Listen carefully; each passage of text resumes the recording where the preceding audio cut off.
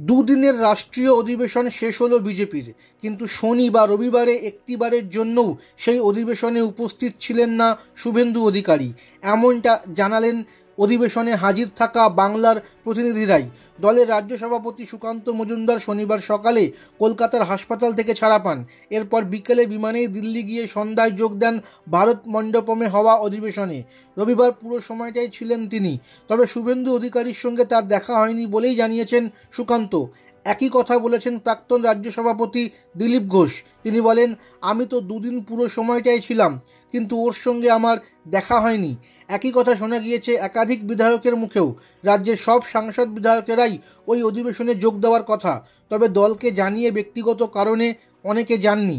শুভেন্দু দিল্লি গিয়েছিলেন কিনা সে বিষয়ে কেউ সঠিক খবর না দিলেও সকলেই বলছে যে ওর সঙ্গে আমার দেখা হয়নি।